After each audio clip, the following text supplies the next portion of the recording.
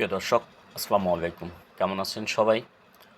আজ আপনাদেরকে দেখাবো সন্দ্বীপ ফেরিঘাটের কিছু চিত্র। দেখুন, বর্ষায় সন্দ্বীপের সাইড থেকে ফেরিতে গাড়ি ওঠা কত কষ্ট। দেখুন কতটুকু পানি দিয়ে সন্দ্বীপ থেকে গাড়ি যাচ্ছে চট্টগ্রামের উদ্দেশ্যে। কিন্তু এখানে একটি বিষয় যেটি আমি লক্ষ্য করেছি, সেটি হচ্ছে আমার কাছে মনে হচ্ছে যদি এই যে দেখুন এই গাড়িটা কিন্তু উঠতে কতটুকু কষ্ট হয়েছে সেটা হয়তো চারপাশের পরিবেশ দেখে কিছুটা অনুমান করতে পেরেছেন। দেখুন এই মোটরসাইকেল উঠাচ্ছে, অনেক কষ্ট হচ্ছে কিন্তু সবার। কারণ এখানে আমি একটা বিষয় আমার মাথায় কোনোভাবেই আসে না। ফেরি দিয়েছে ঠিক, কিন্তু মানুষের কষ্ট লাঘব হয়েছে কই? রাস্তা কই? রাস্তা ছাড়া কি আদৌ এভাবে এত কষ্ট করে কিন্তু যাওয়া সম্ভব না।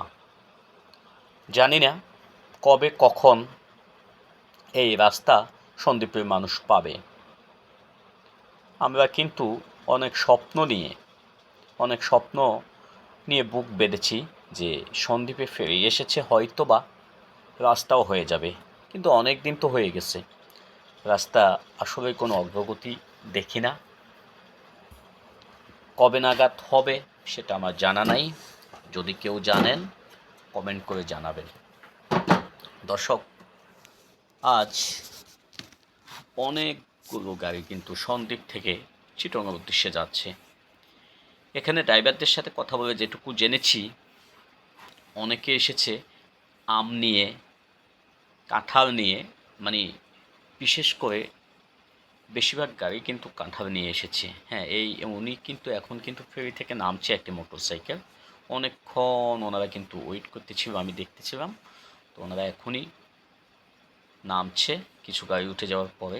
যদিও সম্পূর্ণ গাড়ি এখনও উঠে নাই, কিন্তু ওই যে দেখুন যাত্রীবাহী বাস এখনও কিন্তু উঠে নাই, উঠবে। আমাদের ভিডিওর সাথে থাকুন, দেখুন এবং শেষ পর্যন্ত কি হয়। কয়েকটা গাড়ি কিন্তু যাবে না, যাত্রীবাহী, সে কি এক কাণ্ড ঘটবে দেখবেন। সেটি হচ্ছে যে জায়গা নাই, ফেরিতে জায়গা নাই। আর তাছাড়া ফেরি থেকে আমি দেখেছি, শুনেছি ওনারা কিন্তু যাত্রীবাহী বাসগুলোকে ডাকছে, হয়তো বা ওনারা পিছনে ছিল এই জন্য সময় পায়নি, আসতে পারেনি। শেষমেশ দুটি বাস কিন্তু যেতেও পারেনি। আপনারা যারা ভবিষ্যতে সন্দ্বীপ থেকে বাসে করে ফেরি যোগে চিটং যাবেন, তাদের মাথায় একটি জিনিস রাখবেন, সব সময় ড্রাইভারকে জানাবেন এই বিষয়টি। আমি স্বচক্ষে দেখেছি দুটি বাস জায়গা নেই, যেতে পারেনি।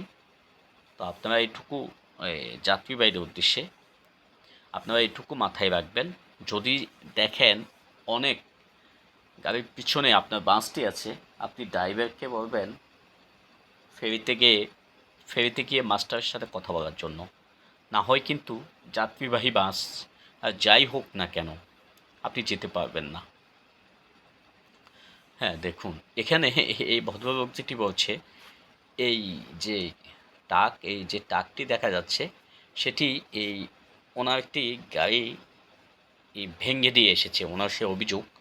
যদিও আমি অরিজিনাল সাউন্ডটি রাখিনি, তাহলে হয়তো শুনতে পেতেন। এবং এখানে কিন্তু একটি এই যে উনি বুঝাতে চাচ্ছে যে ভাই আমার কি দোষ, কিন্তু ওই এই যে দেখছেন উনি কিন্তু সেটি মানতে রাজি না। ওনার কথা হচ্ছে তুমি নামো, তুমি আসো, দেখো কি হয়েছে। এমন অনাকাঙ্ক্ষিত অনেক ঘটনা কিন্তু ঘটেই যা, এটা সত্য।